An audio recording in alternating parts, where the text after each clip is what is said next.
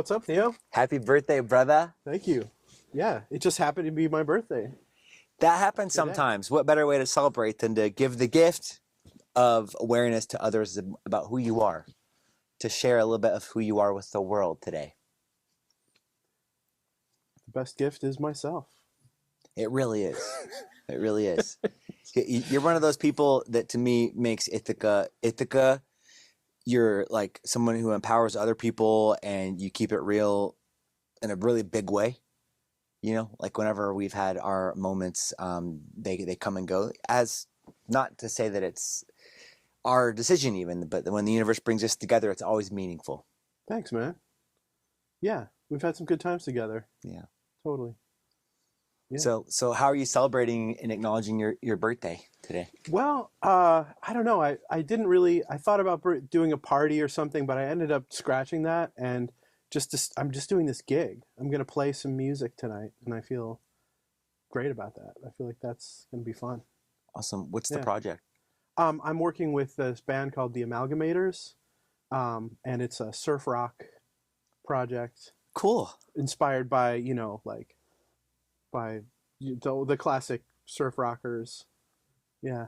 A fun genre. Yeah. Fun, danceable.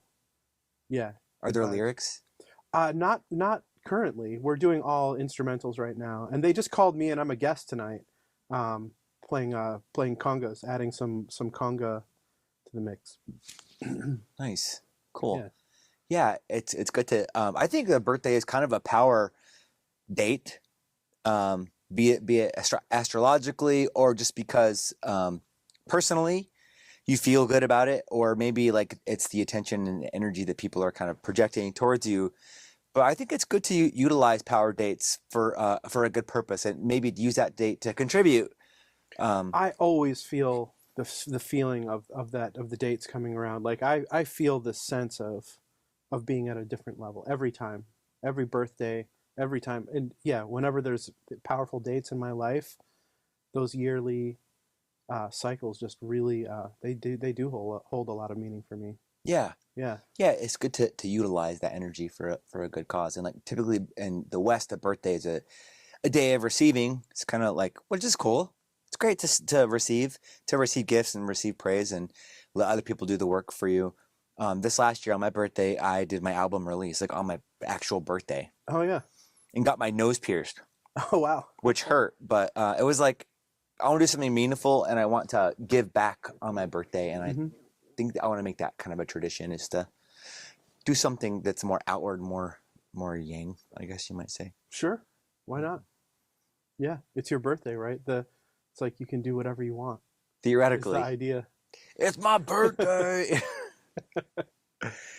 Yeah. I've had some, I mean, because I guess in a way, like every birthday you've had in the last 10 years, there should be some remnants of it in your mind, right? Sure. And just looking back on my birthday, it's like, okay, you know. Yeah, that's the thing. Wow, yeah, memory. You know, it's I have a very good memory, but it is getting fuzzy around the edges lately. I'm just like, wow, some things do fade unless you write them down. Yeah. Too. So, yeah, been wanting to write more. Writing is incredible. It's like I don't think I understood the value of it in my 20s so much. Or even reading. I did read, but like I am reading right now. I love reading. I love taking things in, and I love writing. Partly as a way to maybe like catalog or archive, but also just as a way to like connect and share, and it's a cool medium. Yeah. Through writing, we can connect even to ourselves in the future, or in that moment. Yeah. I mean, depending on what. Yeah, in comes that through. moment. Yeah, and those who come after us too could even connect with us when we're gone. I was just telling Norm yesterday, my guest Norm Scott, that. Yeah, Norm, he's my buddy, man. I love Norm. He's great. I could see you guys being friends. And our friendship took a major leap forward yesterday. It was so cool to have him in here. He's an incredible guy like yourself, just eclectic, and I call him a bohemian. Mm-hmm. I would call you that too. Yeah, I think I would accept that. Of many labels, like there's worse things to be called than a bohemian in my mind. Much worse things. Like shit eater. Yeah, no, that. But that theoretically, unless we have a major cataclysm or something like that, this video will be as crisp or even crisper in 50 years as it is right now, or in 500 years. That this video could, your ancestors, sorry, your descendants could look back on this and realize how fresh this guy is, and 1080p. Even still. I mean, the AI could like reconstruct the moment, and they could like meet you and stuff, and who knows? But it's just cool that this moment we're having right now could last for a long, long time. It's interesting. That is interesting. Yeah, it may well be so. And does that ever make you feel like better be careful what I say, or is like, yeah, I mean, I feel like being like a certain amount of care in what I say is just like generally a prudent idea. So I try to, to be mindful and caring with my speech as much as possible. Sounds like you've and have fun too. Right, there's a sweet spot. Yeah, there's a sweet spot there. Bounce around. I love comedy. I love like everything is sacred, and sometimes nothing is sacred. Yeah. Finding out when is really the best time. Yeah, I've been described as, and I actually like the word irreverent. Yeah, irreverence. Irreverent. Yeah. But also reverence. Yeah. Also reverence. Yeah, I find that comedy, real comedy for me, and I feel very strongly about this, is really it's all about having a good heart. Like really good comedy is really about heart. And really having a heart, and it's not really at the expense of others.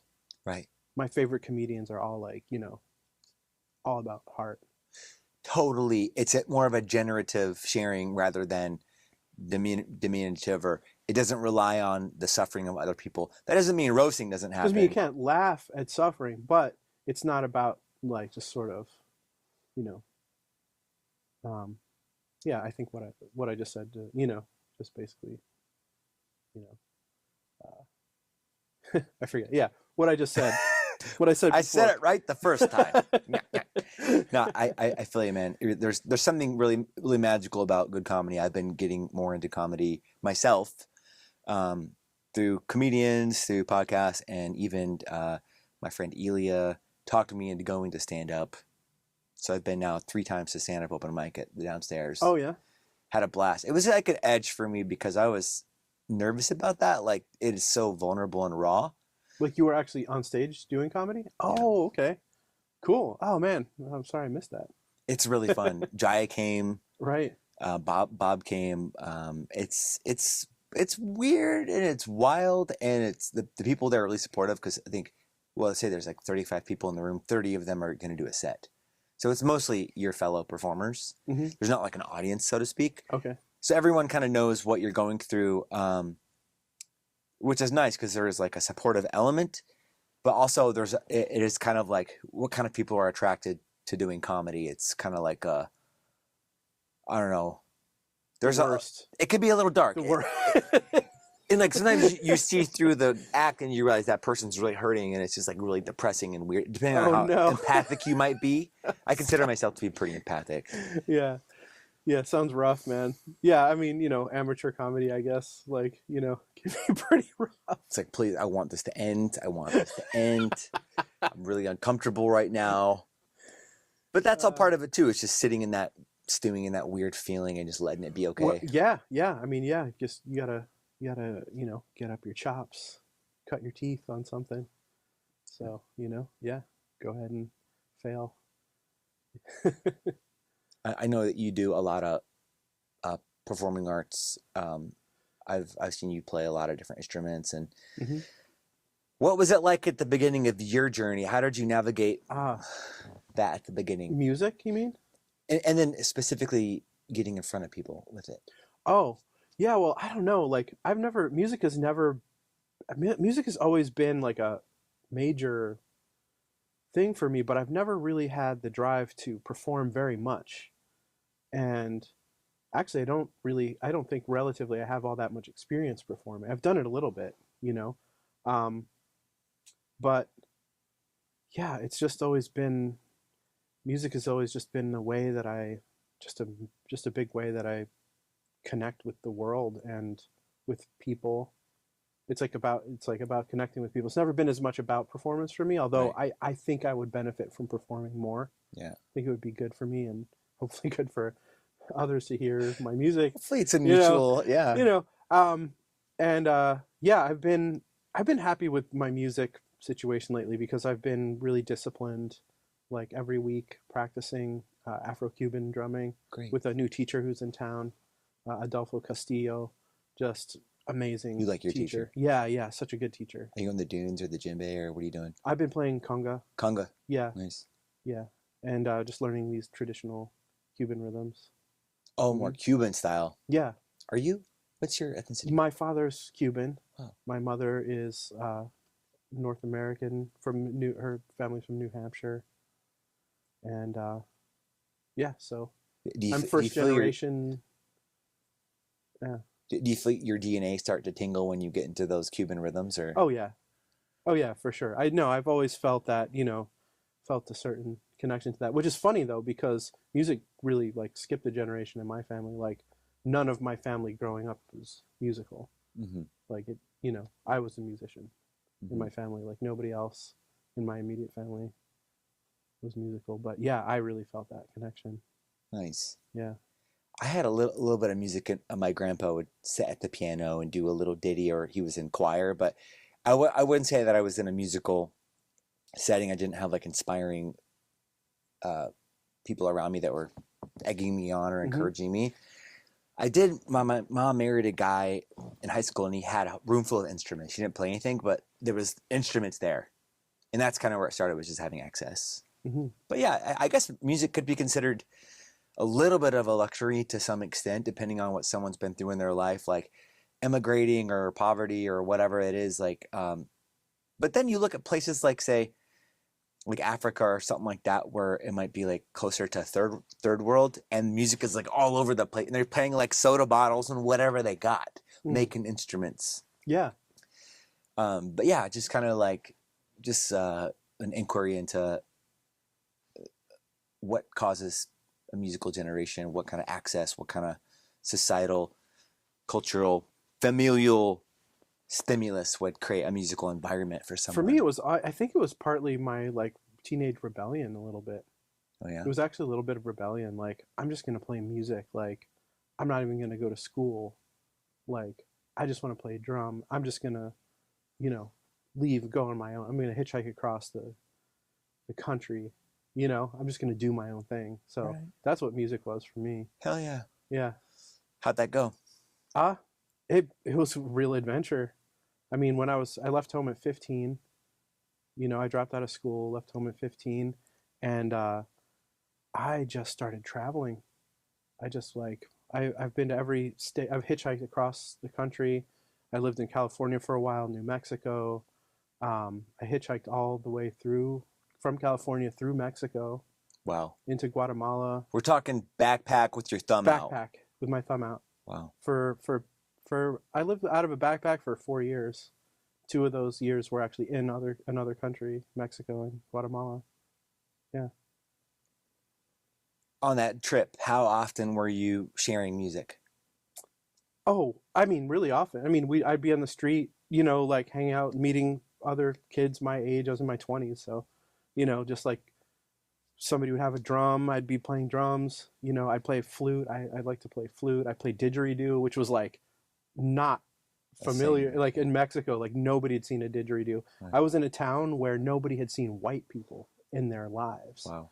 And we were like a massive like sensation. Like the whole town was like crowding around us, and I was playing didgeridoo, which also they've never heard. Wow. Before. Me and my girlfriend, who was like white with red hair, and like I was like, wow, these people are like really crowding in on us. Like this is getting a little weird. And this one guy is like, man, I gotta tell you, he's like, these people have never seen white people before in their lives. You should know that. Like, wow. And we should actually get out of here. Not because there was any hostility, but it was just getting really intense. Too much. Yeah. A lot of energy. Yeah, it wasn't hostile, but yeah, it was.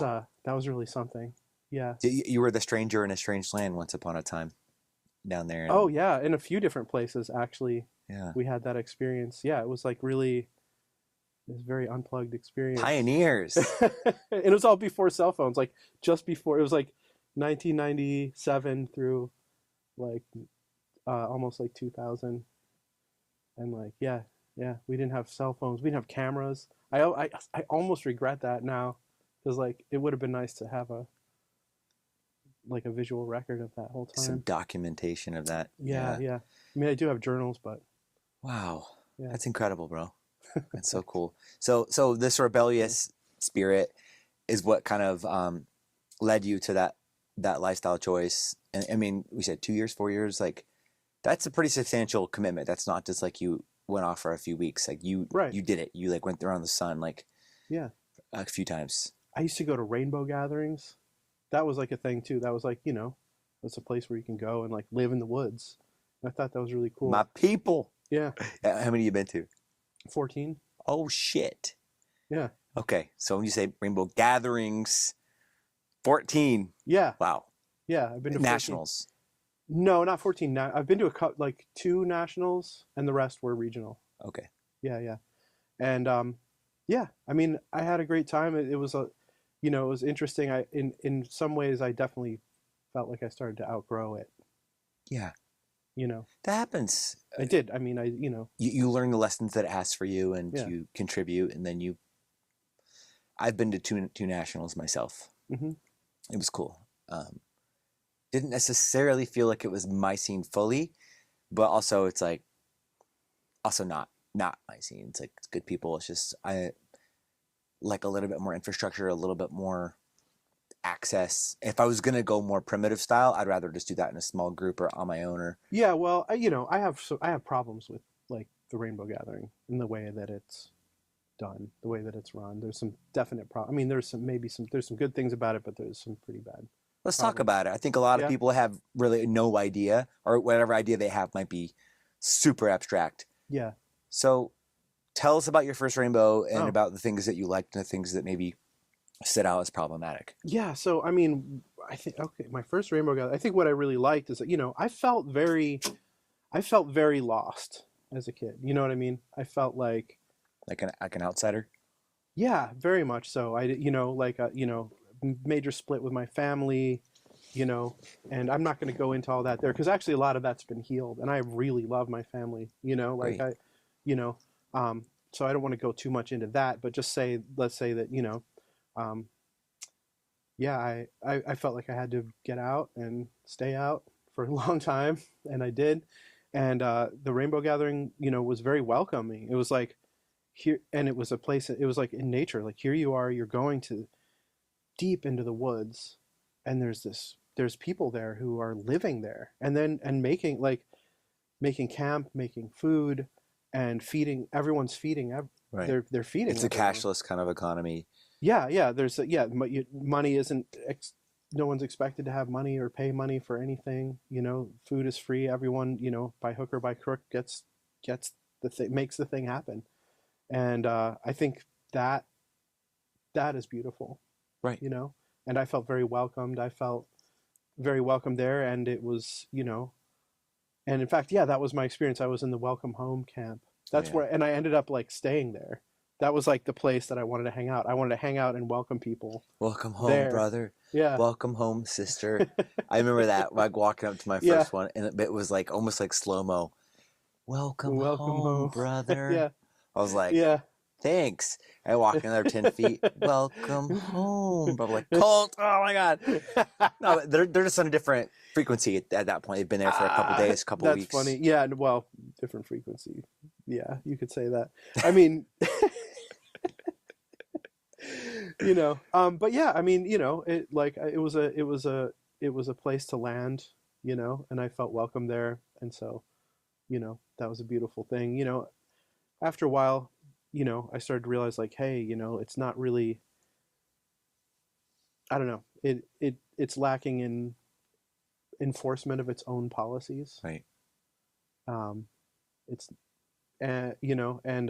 it's, the worst part to me is like the way that they kind of have this thing where they don't necessarily honor the guardians of the places that they have decided that they're going to go and have their gathering. Right. and it doesn't matter if they're Native American. Right. Like there was a situation where there were some Native American people who were also they were the park rangers. They were the Oh, people wow. in charge Some irony of the there. park. Yeah.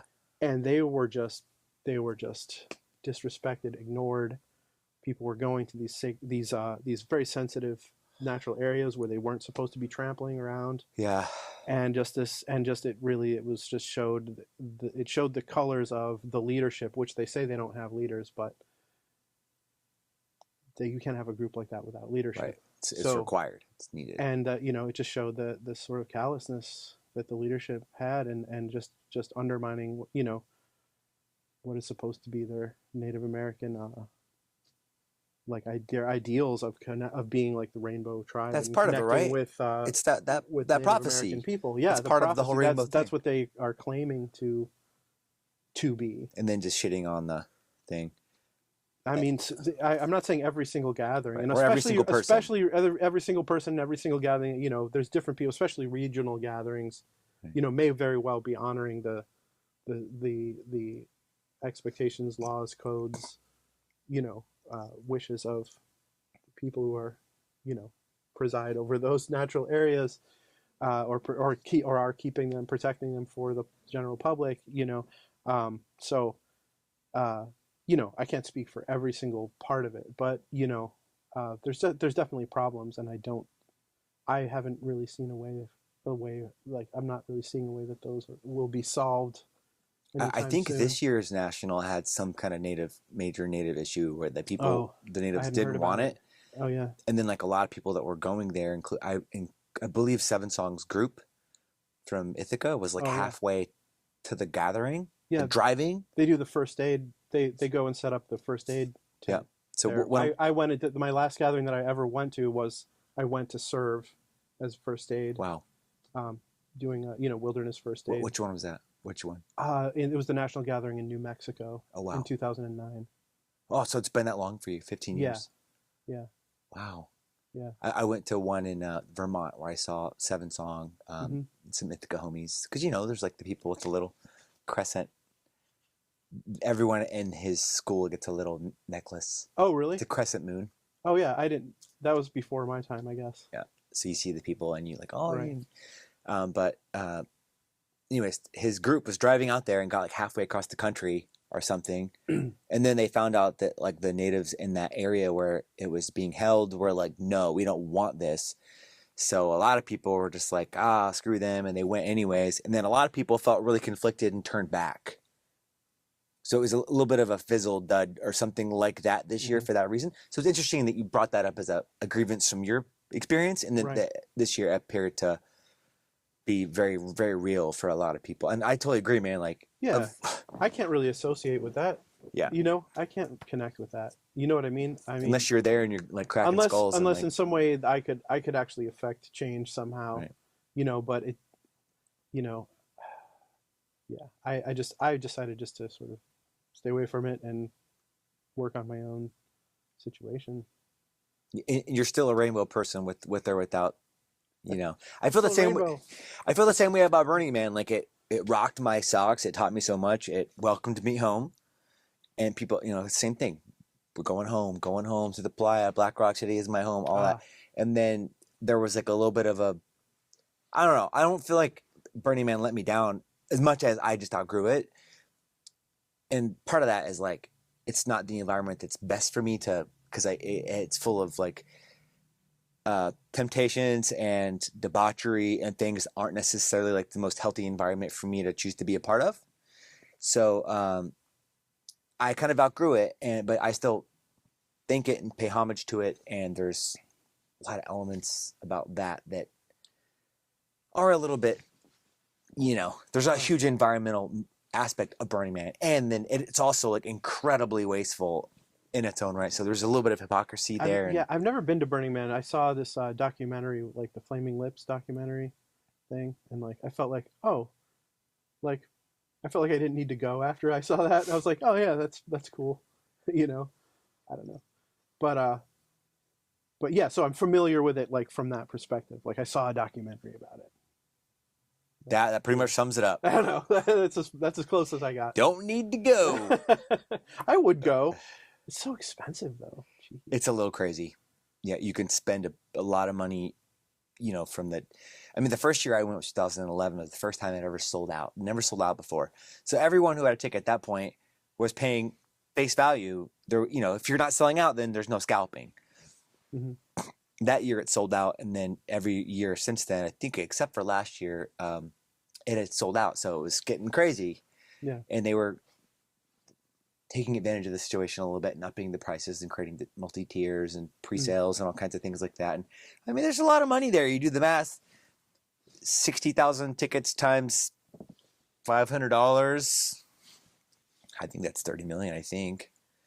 The permit's huge, but yeah, there's a lot of money. And maybe, people always say Burning Man's not how it used to be. Probably the same thing in Rainbow. Of course, it's not how it used to be. Things are always changing. Nothing's staying the same. Yeah, maybe the younger generation, will change a few things. Who knows? Maybe they'll choose to not be so sort of like just out of hand with the local people, where they want to have maybe they'll be a little bit more sensitive about where to have their gatherings. I mean, the idea of living in the woods is a really cool idea. The idea of a nomadic people in this modern era is a pretty cool idea, potentially, if they could do it in a way that actually was just that much more respectful of their surroundings. Right. Who knows? I think it's not a bad idea. It's just the implementation. Yeah.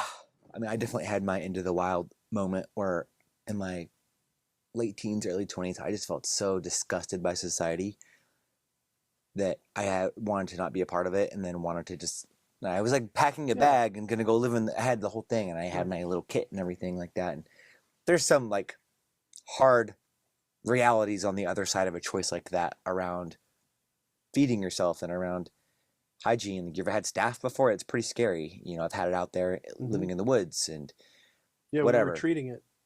That's one of the most common things at a rainbow gathering. Just wounds and not perfect hygiene. But it's not that hard to treat, fortunately. Staph? Yeah. In Hawaii, it's wild because it just grows everywhere because the weather and stuff. And yeah, it can get flesh eaty and get into your bones. Oh right, yeah, in those humid environments, I bet it can be worse. Yeah. Yeah, and then when you start staffing out, you get staph on say your foot, and then it gets to a certain point where it becomes systemic, and every little nick. Oh yeah. Will turn into staph. Oh, it makes you feel so cruddy too. Yeah. Yeah. I had a close call with staph on Kauai when I was living out in the woods, and an elder was like, "You need to treat that immediately. If that gets into your bone, they'll cut your leg off." And I thought he was totally pulling my leg, but no, it's real. Right. Oh, it's yeah. a real thing. Yeah. And God took his advice seriously. Mm-hmm. Took antibiotics that night. Yeah. Yeah. Some antibiotics, man, they're a great invention. Yeah. It's all kind of pointing towards this juxtaposition of society, living in society, but maybe can you hold a different value system within society that's centered on one thing? And I don't want to overgeneralize and say everyone in society is like this, but by and large, there's kind of a theme here, a system, and you seem to me, based on what I know about you, that you're in it, but you're not of it. Well, I would almost say isn't everyone? Isn't what is society but you and me and everyone who's all has their own opinion and their own and would like to do things their own way, but also kind of has to bend for what the rest of society is expecting of them, or I mean, in a way, isn't that just part of what society is?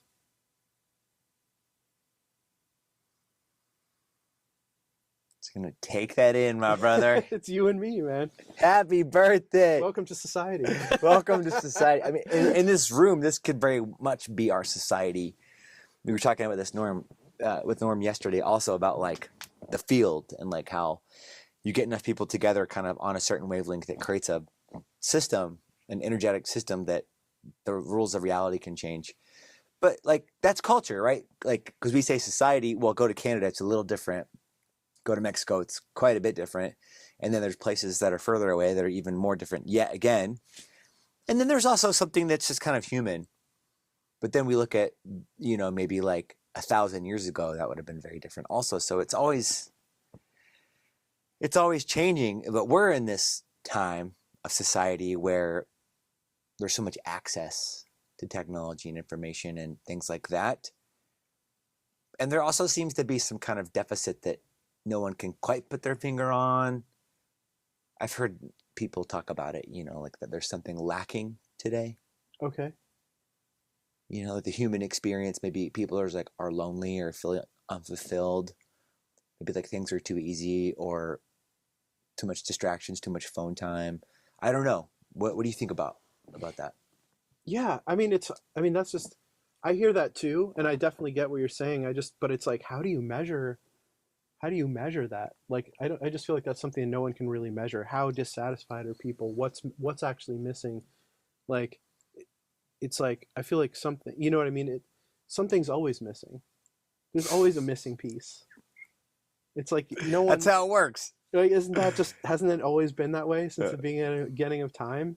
You know, I mean, yeah. I mean, is it worse now? I don't know. I don't know. I don't know how to measure it. Mm. You know, it's like, yeah. I think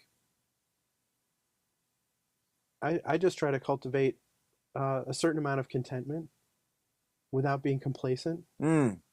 Yes. You know. Yes. But knowing that, like, yeah, like, you know, yeah. I don't know. I don't think anybody's. I don't know. I really don't know if it's like different.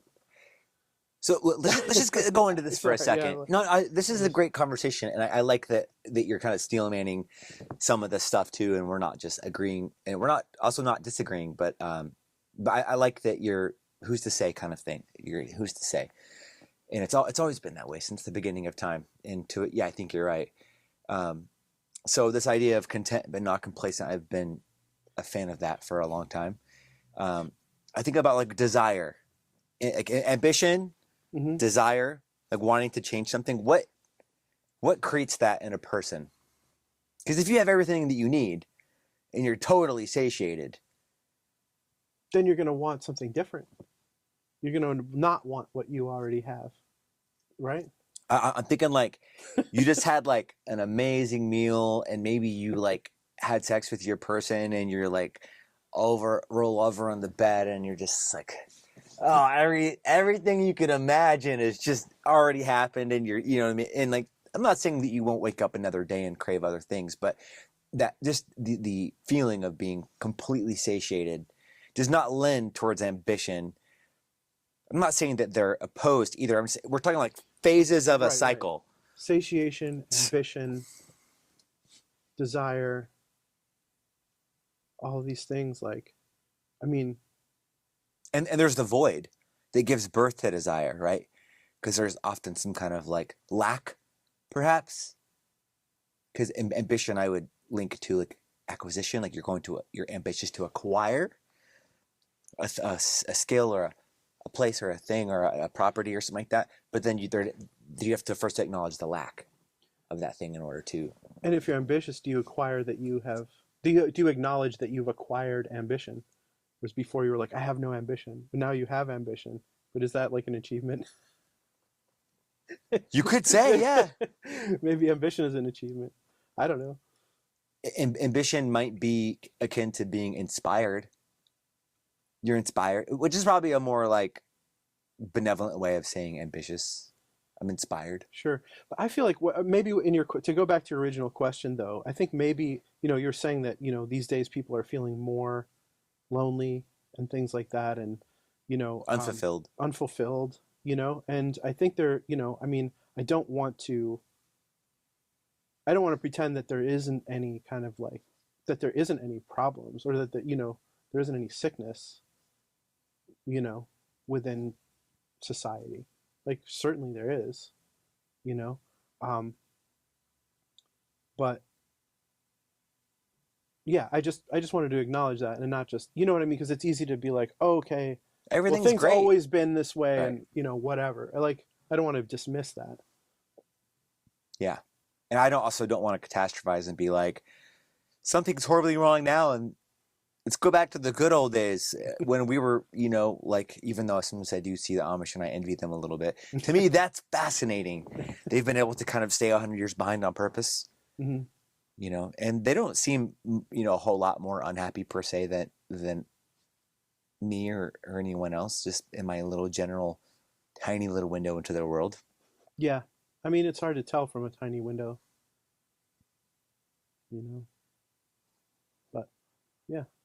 It's hard to tell from a tiny window to life and times. I don't know. It's hard to tell. I used to, well, I do construction, but I work for this company, and we would always hire our roofs out to the Amish. And they have like rules about what they'll drive, or like they can use a power tool, but they can't own a power tool, or what. It's interesting. And they have their own little packs or codes. And I got there, and there was like all these Amish, like young guys. It must have been a guy who was like 12 up there on this 2-story roof. And I was like, it was like a 7-12. I was like, I don't want to go up there. Mm-hmm. This kid's up there, the thing just screwing sheet metal roof, screwing the screws in. And I was just like looking up at him kind of in awe, like almost like admiring him. This like 12-year-old kid. He looked down at me, kind of gave me this like look, and was like, in his mind, he was like, "What's up, bitch?" And he like spit some tobacco. He's like, I was like, "Whoa, you're so cool."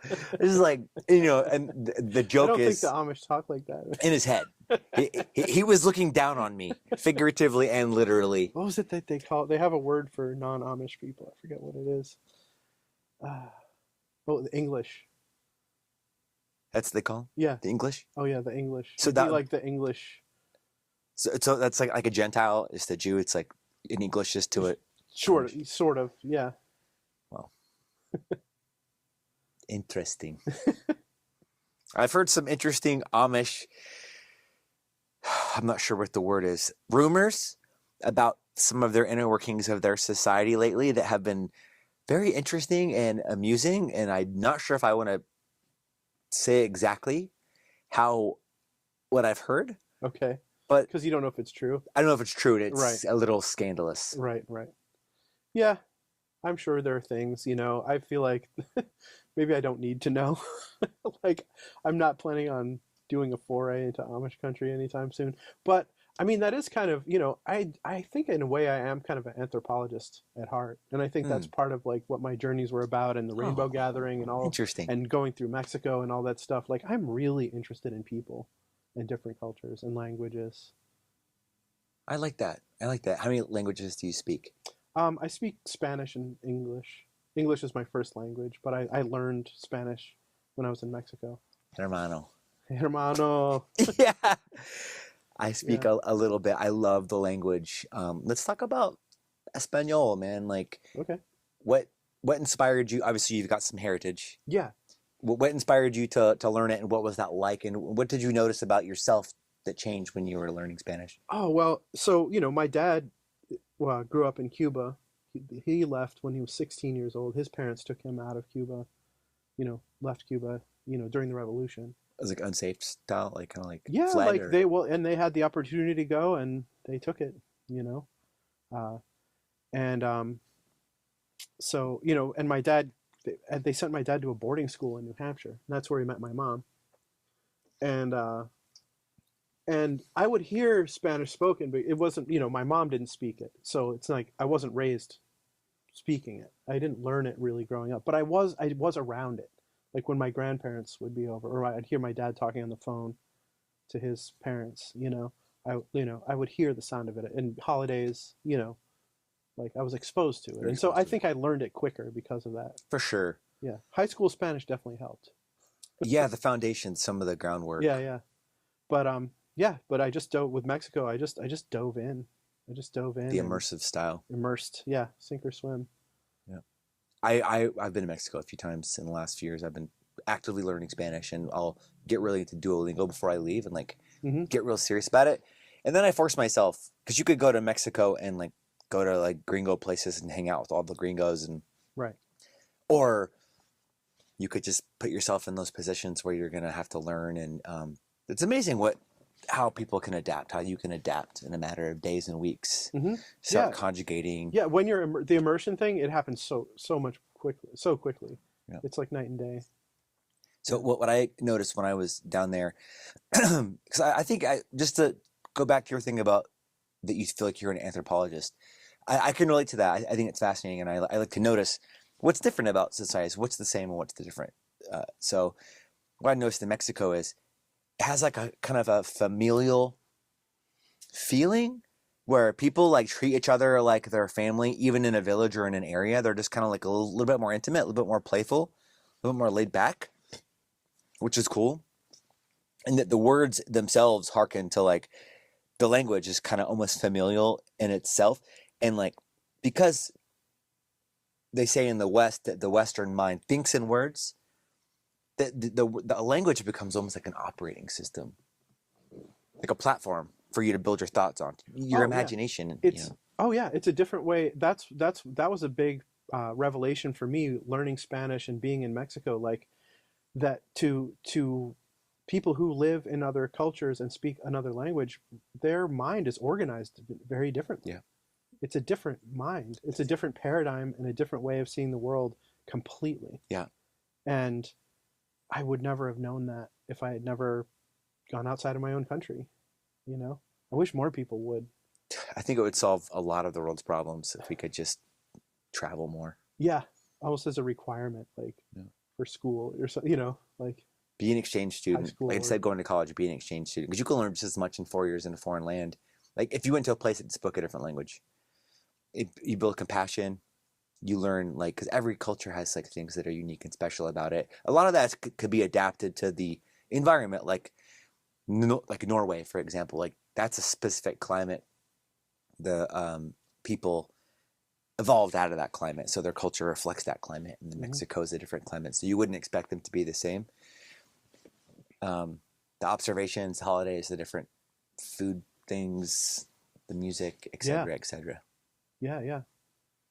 Yeah, Mexico is just incredibly diverse too. Like that's one thing I noticed. Like just going from like town to town, people have different words for the same foods and fruits and things like that. Just from one town over, you know, there's like over 136 different dialects and different languages in Mexico. Wow. Like, you know, Native American dialects, like Nahuatl. You've probably heard of Nahuatl. Mm-hmm. And it's one of the bigger, more famous ones, but there's like tons of them.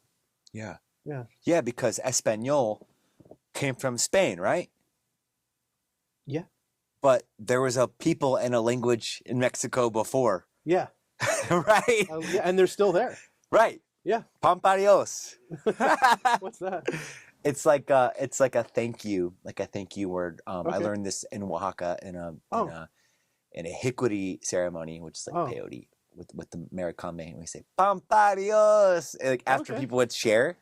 Oh, nice. And it became this thing, and we were all, people would finish a song, and we go Pamparios, and then like we were all hanging out for like weeks after that, and like it just became this thing. We were always Pamparios, because to me, like certain words have like, there's the spelling, and then there's the thing that refers to, and then there's like this the quality, like the phonetic quality. Like love has a certain feel to it, and they all have their own thing, that there's a meaning just within the vibration of the sound, the cadence of the delivery of that. But to me, very few mouth sounds are more fun to say than Pamparios. Pamparios. Pamparios. All right. Yeah. Man. That was good vibes, man. Cool. So you spent some time in Mexico. That's cool. Yeah. I made a friend, and she said, come on down to Oaxaca. I went to Mazunte. It's the southernmost point. Mm-hmm. Playa de Cometa, very south, because Mexico is like a... Yeah, when I on my hitchhiking journey, when I end up in Oaxaca, I ended up on the Pacific side, and going down the Tehuantepec, the isthmus, a little ways. Nice. So you were just like hitchhiking, and do you have a tent or? And yeah, me and my girlfriend actually, we had our backpacks and our like bedrolls and our hammocks, our tent. Yeah, that Like was a it. little cooking setup, or were you more No, urban? well, we didn't. Well, yeah, I mean, we'd sometimes have make a fire and cook and stuff like that. But like, actually, um, what like we didn't expect was like as we went, like the Mexican hospitality is like ferocious. Really? Like, no, people wouldn't let us like camp and just be out on our own. Yeah. People would be like, no, just come to my house. No, you come into my house. Right. Stay in my house. No, stay at my house. No, They're no. fighting over you. Yeah. Yeah, like it was like I couldn't believe how well we were treated. It was like unbelievable. Wow. Like the level of hospitality, the amount of food that people would just give to us, like and like almost like we couldn't refuse too. Like it was like, wow, like I was blown away by So the you had hospitality no of. problem getting your needs met. It felt that basically. No, not in Mexico. No, Guatemala was harder because it's a poor. I think mostly just because it's a poorer country, and maybe the native people there are maybe a little more conservative, you know. I think, but Could you explain to me how the word conservative relates to a culture like that? Because when I think of conservative, I think of right wing American. oh yeah, no, I don't know. I'm saying conservative maybe more just in the I don't know like linguistically like the definition of what it means to, or maybe I should say reserved. Okay, yeah. Like maybe that would be maybe conservative isn't the Like right term. more, But more just like, just like reserved, like keeping to them, like Yeah, just a little bit more, like stoic. keeping to stoic, like not you're as curious. see you over there, I'm over here. Yeah, a little less curious, and maybe it has to do with it. I mean, I was from I didn't even realize it really at the time, but it turns out I was really lucky to be there at the time that I was in this very peaceful time, because Guatemala has Right. been rocked by violence, and we just happened when we went there, it was like this super peaceful time that was like almost unheard of. So Wow. I think we just got very lucky in that way That's great. to be able to spend a year there almost. Wow. No, yeah, basically an entire year, and yeah, just peacetime. That's great. So you felt like you were being taken care of quite a bit, more so than you would imagine seeing in America. Oh yeah, I mean, well, yeah, oh definitely. I mean, the hospitality, yeah, I mean, it's just it's on a whole different level too. There just aren't as many. I felt like there just weren't as many barriers between people. People are just they're almost you could almost say. I mean, I almost want to say almost like more untamed or something like that is what the people like people are just kind of like they're just like hey, they'll just like stare at you on the street. People just like like Less socialized. I wouldn't say no. It's just it's socialized, but in their own society, socialized. Right. I don't want to say no. I'm not trying to say like they're like savage or I'm not something saying like that in a no negative way either. Yeah, no, I'm not saying that at all. I mean, it's more like it's just this thing where they're just not as they're like Mexican people I found very unreserved. They just come right up to you. Hey, what are you doing? Oh, you're out here. You're traveling. You're a traveler. Come to my please come to my house. And we would stay at this person's house, and I paid rent at this one place. It was like 280 pesos a month was the rent, which is like $28 at the time. It's even less now, but like Wow. $28 a month, and I was like, oh my god, like this is $1 a day. this is so cheap, Yeah. And we're just staying in a little room. It wasn't like deluxe accommodations, but it was nice. But like what I didn't realize is that included 3 amazing Mexican meals a day, like provided by the woman of the house, who was Wow. like so like glowing and happy $1 a day for room and board. and they had a maid that would They do were rich. our dishes. Kind of in a way, yeah. That would do all the dishes, and I was like, that was so weird for me because I'm like, oh my god, no, like, let me do my dish, like, let me, you know what I mean? Let me help out around the house, and they would be like, don't touch the dishes, like, you're not like doing anything. That was like, it was like they would not let me help out. Here It you was are like- hitchhiking around, Yeah, and you can't even.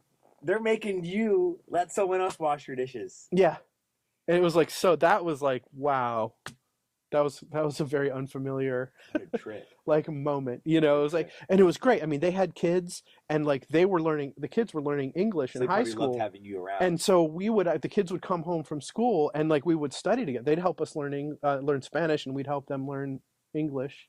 And it was like a really good exchange, you know? That's awesome. Yeah. But just like, man, I mean, yeah, but everywhere we went, it was the same. And like we were there and they would, I mean, this happened in multiple houses too, that where we stayed, people would be like, you know, you can stay here the rest of your life if you want to. Like completely serious. Right. Like not at all facetious, Yeah. not at all, not even being polite. It's just like, you're welcome to stay here. There's a little like plot of land out back. You could grow corn back there. Imagine whatever that. Like in America, it feels like if you make a bad choice, you know, you quit your job or you get a flat tire, you might be on the streets and, you know, asking your mom to take you in. But Nobody's just going to give you a piece of land. Right, just like randomly, just like, here, like, you're welcome to stay here forever. Yeah, but part of that is because, you know, I mean, it's not that there aren't land issues in Mexico. I mean, there are huge problems and land issues and encroachment and indigenous and environmental mining things and all that kind of stuff. I mean, there's definitely issues, and not all in a very unstable and like right now, like there's and violence and all that kind of stuff. So I'm not saying it isn't complicated, but the people who do own land in Mexico, like it's really their land.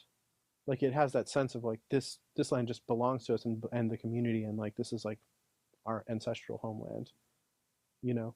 And they did. It's like, you know, it's not the same here where it's almost more like, you know, you're paying taxes, which is all, to a degree that it almost feels like you're just renting. Right.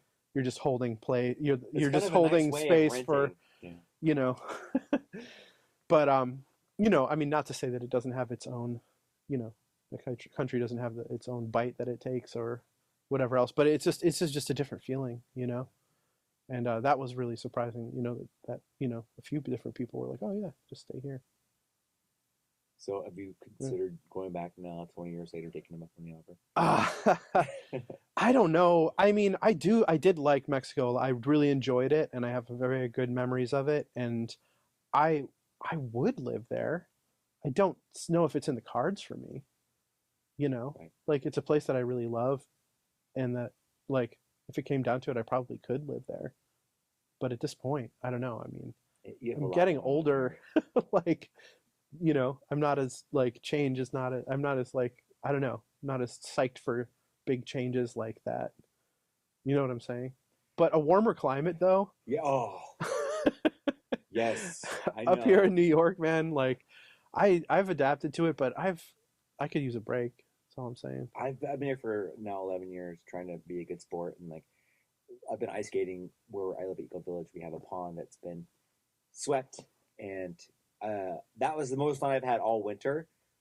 I'm really glad that happened. It's helping me to connect with the winter and to not hide from it. Yeah. But generally speaking, winters are really hard for me. I don't do well, and I just want to like throw in the towel and go back to somewhere warm. So that's a very real thing that Mexico has to offer us. I was promoting this place Mazute to my friend, and I was like, the weather's the same every day. It's awesome. I would watch. Grab my phone, pull up the weather app. It's like, it's the high same. of 88, low of 75, high of 89, low of 74. Sunny, sunny, sunny. One cloudy day, sunny, sunny. It's like the exact same. It's like Groundhog Day. And that's how it feels there. You wake up, the roosters crow, and it's like you're up, and it's the same thing every day, and I love it. I don't know if I'd do that for like years on end, but it feels a little bit like a place lost in time. At least this town that I like to go to. I love it. I freaking love Mexico. And, you know, when I was going there, my family was like, are you sure? Be safe. You know, like, I'm just going to get kidnapped. Not to say that there's not a thing, but people have a misconception about that. Yes, that was one of the biggest things, you know, like people were like, oh my God, you're hitchhiking in Mexico, like, do you have a death wish? And it was like, it wasn't like that at all. You know, I mean, I had nothing but a good time. I mean, I think the worst thing that happened to me over the 2 years hitchhiking through Mexico and Guatemala was like getting kind of like we got kind of swindled a couple times for some money. Yeah, like a little bit of money that we had, like, and that was not nice. And I don't know, there was like this drunk guy that kind of like menaced me with a pitchfork once. That was scary, but it wasn't like, it didn't turn out to be anything. More you know? Menacing than. Yeah, it was just, I don't know, just a drunk guy. I like that word. You got menaced by a drunk guy with a pitchfork. Right. It may have been Lucifer. Probably was. Pitchfork. Yeah, we were at a mezcal factory, mezcal like refiner, mezcal making like place, and he was like the owner of the place, and he got super drunk. Sounds about right. Love me some mezcal. So good. In Oaxaca, it's like a mezcal. I don't like it. I think maybe because of that experience. It turns you off. It's just too smoky for me. Yeah. It's wild though, like if it's, like mezcal from the source, it's a really nice buzz. It's not like other alcohols. It's like almost like they used to call it gasoline. Oh yeah. Because it's like, Right. And then you just like sleep it off, wake up, and you feel great. Hmm. It doesn't, because it's so pure. Hmm. Yeah, love me some mezcal. I love. I could talk about. We should go to Mexico together. All right, man. Have you ever been to Tepoztlan? Tepoztlan, no, I've heard a lot about it. That's the birthplace of Quetzalcoatl. And I know you say it in the correct way. Could we share it in the correct way with our audience? Oh, sure, yeah. Quetzalcoatl. So that's like the winged serpent. Some people would call it Quetzalcoatl. Right. So the story. So Quetzalcoatl is like it's a name, but the emperor. This is what I learned in Tepoztlan because it's the birthplace and they have all the lore. It's a fascinating place because I love the lore, the Teposteco and all of that culture is like really really interesting stuff. But there was a benevolent emperor named Quetzalcoatl Topiltzin, and he came to be called the feathered serpent or Quetzalcoatl, and he was like he was considered a wise man and a benevolent emperor, and very loved by the people. And he was the inventor of corn also. Like him and his like group of learned people were the ones who. Are they the people of the corn or no? People of the corn? I know I can't remember exactly where that comes from. Like children of the corn? No. No, it's like they had tried to make people out of like different things. Oh, I don't know. And they finally made the people out of the corn, and it was like the right recipe. Oh yeah, that might be Peru. It maybe, I don't know. But I mean, the story I remember is that so I went to this pyramid, this ancient pyramid in that area called Quinteopa, and it's the place where like the corn was made, and like we went there, and I was like, "Where's the pyramid?" And they're like, "This is it," and it was like this little mound of dirt was all that was left of it. Like that was it. It was like it was so overgrown by the jungle,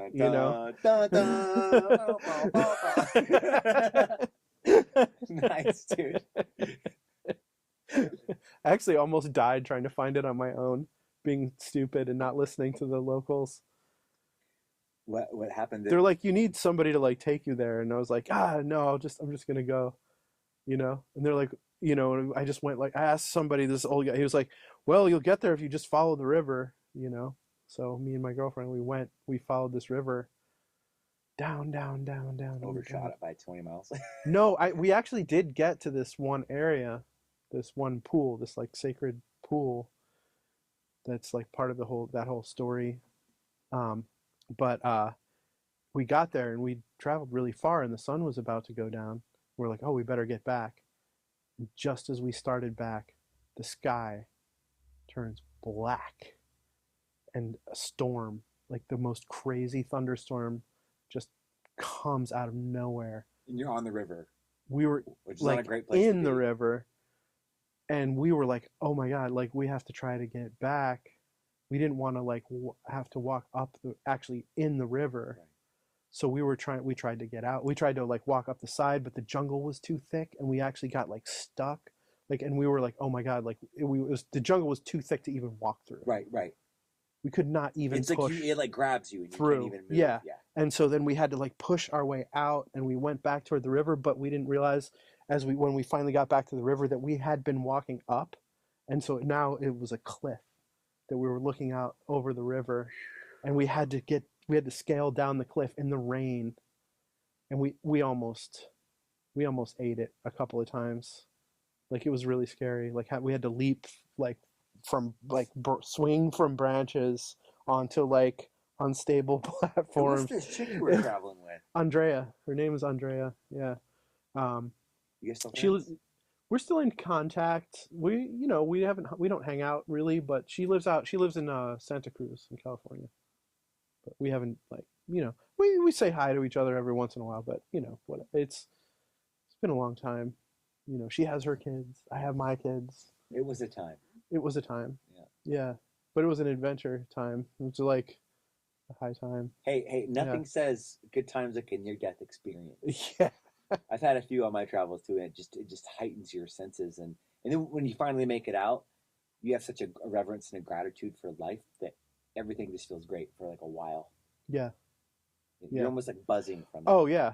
That was an incredible moment. So Like, how'd you make it out? Like, what happened? we actually ended up, so we did scale down to the river, and then we just like walked in the river like all the way back up. And there's this one part where we had actually walked down a small waterfall, and it was harder, like having to climb up the side of the waterfall, and she actually fell.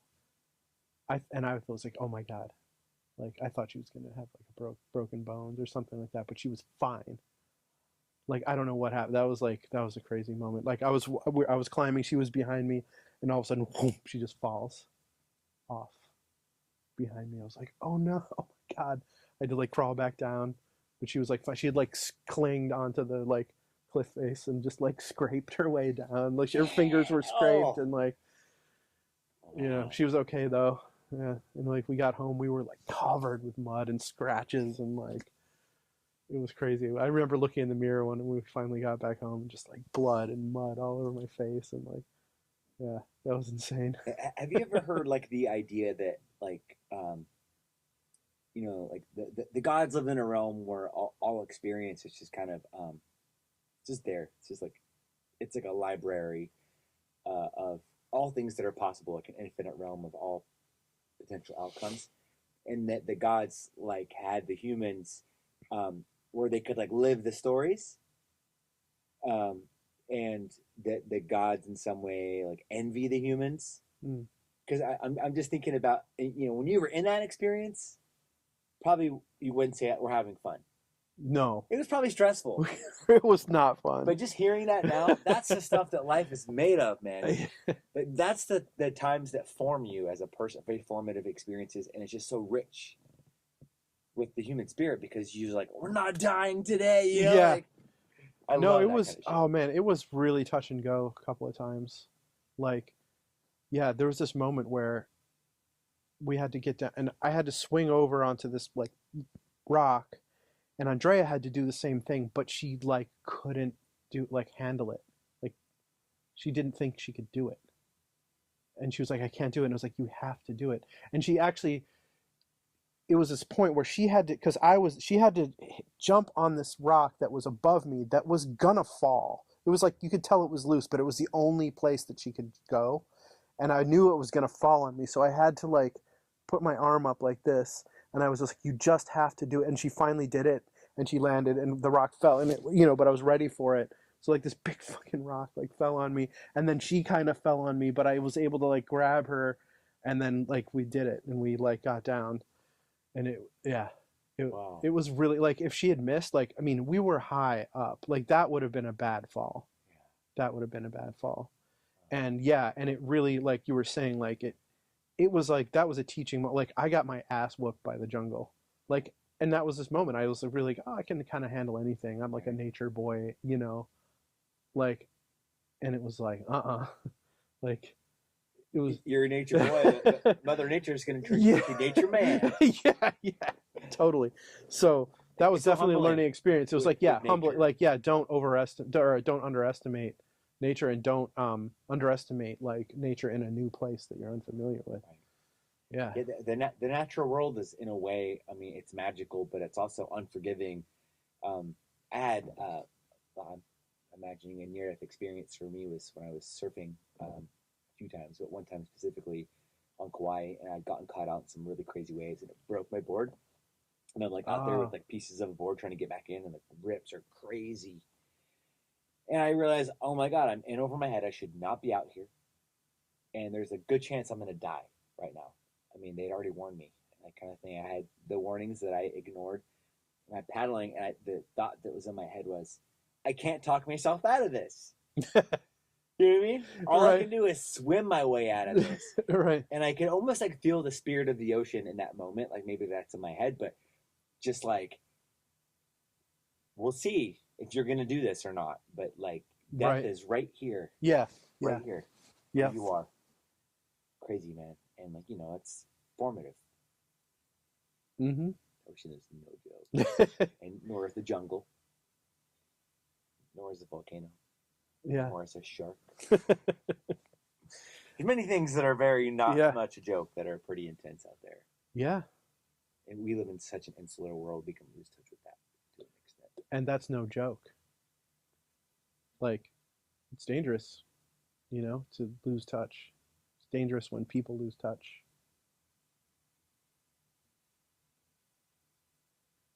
Maybe that kind of goes back to our early thing about this kind of like resting anxiety as the people are unhappy. Maybe they've lost touch. They're struggling financially, they're struggling emotionally, but they're not struggling against nature. They're not struggling against themselves.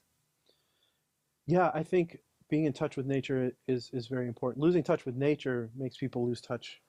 That is losing touch, but it is, what does it really mean to connect with nature? I don't know. I mean, but I do think it's important. Maybe it's up to the individual or to a degree, but yeah, being out of touch with one another, being out of touch with nature, and there's like being out of touch, but there's also, I mean, some of it is, I think when it comes to, okay, if we're talking about like human nature, right? I think some of that just has to be cultivated. Like we have to cultivate ourselves to be in touch, like with each other in a way that's pleasant, in a way that's helpful to one another. Maybe pleasant or but pleasant, or the other side of pleasant is like having good boundaries, but like in an intelligent way, in a way that is mutually beneficial, to the environment, to each other, to right. That has an overall a net positive effect. Buddhism. I met a guy in Ithaca who was bringing a Buddhist, he was a Tibetan Buddhist practitioner, and he was bringing a Tibetan Buddhist Lama into Ithaca to speak, and I went to see her speak, and I was really, really hooked. I was like, wow, I really like this teaching. I like this Lama, and I started going to this guy's house for like once a week, practice sessions, and like really interested in it. And we ended up having a great friendship. And it turns out that he was the owner of that building. Oh, wow. And so he, at one point I ended up moving into his house because I ended up renting an apartment from him in his house where he lived. The house had an apartment. We actually kind of ran the place as a Buddhist, like a little Buddhist center for a while. And he saw that I had skills in building and things like that. And he was like, why don't you take on this building? It's just sitting empty right now. I'm just using it for storage. I used to do this Ithaca Rehearsal Studios, which was like a, music studios back in the day. He was like, that kind of worked. Like, maybe you should try it. You'd be better at it than me. I just didn't have my head in it, And I was like, I thought about it for like a year before I said yes, because I saw the building and it was a mess. Yeah. And I was like, I don't know. That's a big one too. It's a lot to take on. But in the end, I decided to go with it. And partly because he offered me a really good deal. He was just like, you clean the place up and you start renting it, and I'm not going to make you pay me rent for the first 3 years. You just put money into the building and you take home what you need. So when I met you, it was still in that phase. Mm-hmm. Yeah.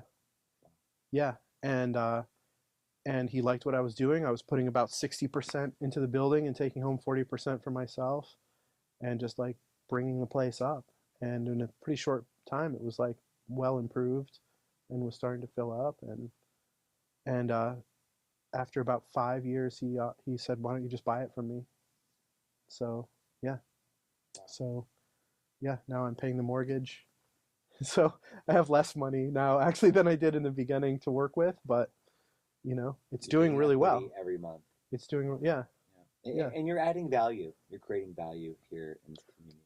Thanks. Yeah, I that's what I want to do for sure. And like being an artist and, you know, an adventurer and traveler, like I just really, I feel like it's like my niche. You know what I mean? And to have this opportunity, you know what I mean? Like it, I just, I feel like this is my opportunity to like kind of give back in a certain way and just like, and, and provide space for artists to do their thing, you know, because I know how it is. Like I know what artists need. I feel, you know, like I know what I needed, what I wished was around, and that's like what I want to provide for people.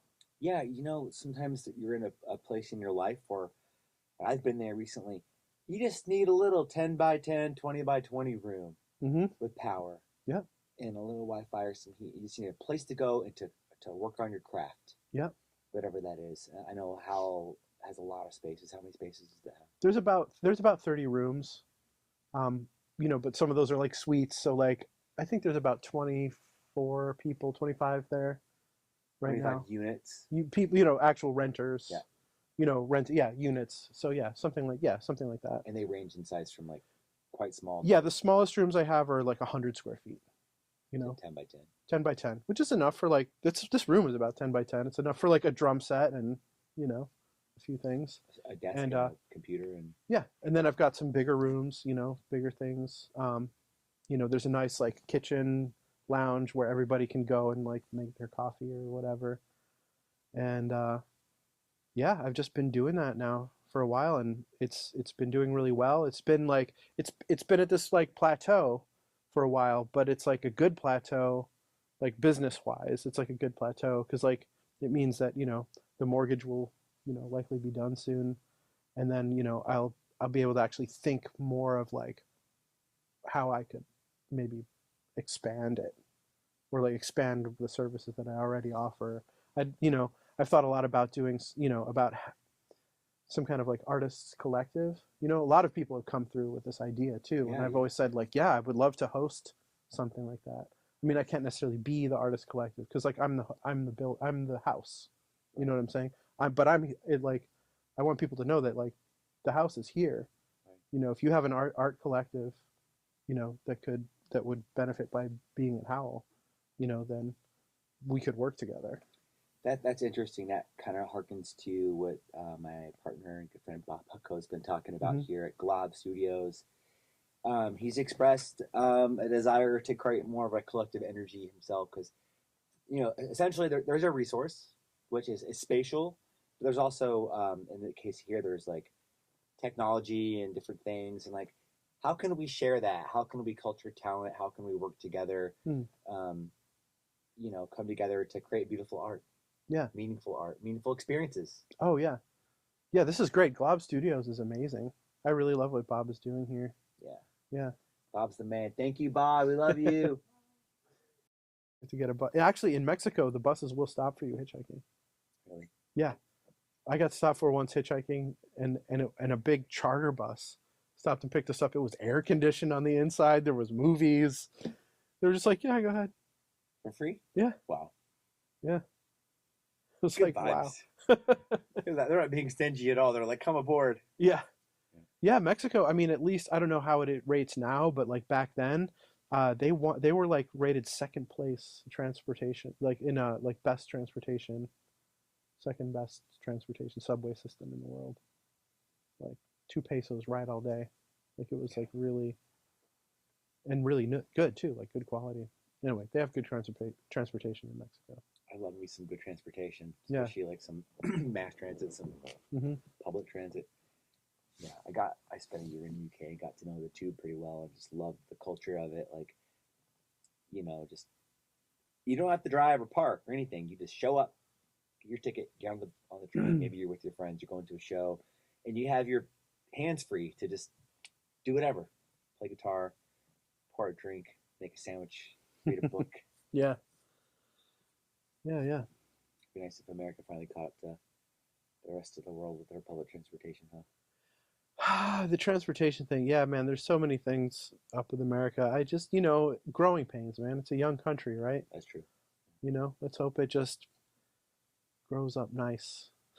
Grow up Grows up to nice. be a nice, respectable young man. Woman. Now. Sweet, bro. Well, speaking of young men, just want to circle back and say once again, happy birthday. You're looking good, brother. Thanks, You bro. haven't aged a day since I met you. Ah, We're hitting that 90-minute mark. If there's anything else that you want to share or talk about. has it been that long? Yeah, gosh, I don't know. Yeah, I don't know. Just thinking about my hobbies. How I don't know. Like I'm not. I don't know. I've been teaching myself coding. I've got creative ideas. I've got this game concept for a genetics-based video game, like a fun game, like combining genetics and learning science. But that's Eugenics, the game. not eugenics. No, not eugenics. More whimsical. Okay. By a long shot. That's one thing I've got. I love the Dune book series. Oh yeah, I'm reading Dune. all of Dune. Yeah, That's Dunes a are huge great. component. Is the Bene Gesserit's secret breeding program. Oh yeah, The whole thing kind of revolves around that to an extent. That's what created Paul Atreides and then his. right. Yeah, I've read the first 3 books. Okay. Yeah, I read them when I was like 14. Yeah, You're ahead of the curve. I guess. You could be a Fremen. I could. I see guess. They'd want me for my water. They'd be like, "You're a water fat. You wouldn't be water. You're fat water for long. fat." Once you get back to Iraq, you'll lean out. Get you on that spice with your blue eyes. Oh yeah, dude. Oh man, the spice Spice melange, must flow. and it is flowing. It shall flow. So yeah, this genetics-based video game. Yeah. Like I don't know. I have a whole book of like video game ideas. That's just the latest one I've been musing with. But yeah, game ideas. I would like to make games, but it's like a hobby, and it's hard to learn code as a hobby because it's hard. It takes a lot of time. But yeah, I also make instruments, make musical instruments. Made in Ngoni. Yeah, it's fun. That's really satisfying. Making instruments, that's fun. Yeah. Radio station, that's one idea. Oh, I love that idea. Bob Like internet. I was just gonna do like an internet radio station, maybe. I mean, radio is so cool. There's like permitting involved with that. You're broadcasting signal. Not on the internet. But radio, yeah. which is just so cool. Right. You're broadcasting a signal that people could pick up on their car, and you could have an antenna. And there's like pirate radio where you don't even get permits and stuff. They can triangulate, but there's people like do it in the car. Well, now they've loosened it up so that you can have low power radio without having to be a pirate. Oh, wow. That's why RFI is able to do their thing. So what's the radius with a non-permitted antenna? I think it's like under 10,000 watts. So would that cover downtown Ithaca? Yeah, it does cover on downtown. I think they have, what is it, 5,000 or 6,000 watts? I think I think their antenna is like 5,000 or 6,000. That would be sick, man. Yeah. Just the idea of like broadcasting, but also internet radio too is cool. Bob has the stuff to do like 6. But you're talking about actual broadcasting, yeah. Or, I mean, the internet's fine. Mhm. Yeah, it doesn't need to. I mean, in a way, like doing it on the radio could be a little bit of a step backwards because it's like who's even using the radio anymore. Yeah, I don't know. But there's something kind of cool about just anonymously flipping through the channels, scanning, and then finding something that you like. But just the idea of broadcasting, kind of taking the power of broadcast back, live, TV, radio. And yeah, live. Yeah, that's something. I mean, there's got to be some juice left in that. Oh, there's lots of juice. I think that's Yeah. probably where it's going. Yeah. People are seeking more human, more reality. Mm. What's more reality than live? because like when we do this tape, we're gonna come out, we're gonna auto tune, we're gonna airbrush, we're gonna make it look Yeah, real yeah. nice, and we're gonna take all the dumb things we said out. Jake, Right. keep that in there. Yeah, keep the dumb shit. But yeah, no, that's a great idea. Radio's good, man. We could I'll jump in, man. I'll be a DJ. I could see you being a DJ. I could see you. Hello. Thanks for calling Pink Flamingo Radio, because only gay-friendly radio station. I don't know. What's going on? Sounds fabulous. People, fabulous. People call in and they're like, ah, and you're like, I know, right? Like whatever. Just like having a human moment in front of everybody. That sounds like a great idea, man. Yeah. All right. Well, the seeds have been planted. If anyone has a 6,000 watt antenna they want to throw to the cause, Yeah. and because then you could sell advertising, and like also like there's a culture there, like kind of like how people are going back to like tapes and vinyl, not because it's the technical choice. I mean, there's something to be said about vinyl sonically, the analog component having a nice sound, but there's like this thing where people are like realizing that there was a culture in tapes and a culture in vinyl and a culture in albums, and people want to like kind of go back to that, so they're making space for that. And I think maybe there'll come a time when people realize that like radio and like calling in and having someone really there on the other side of that's not Clear Channel, some faraway land, that's really holding it down for you in your little town. I could see that making a comeback. Mm-hmm. Yeah, I can see that. Very cool.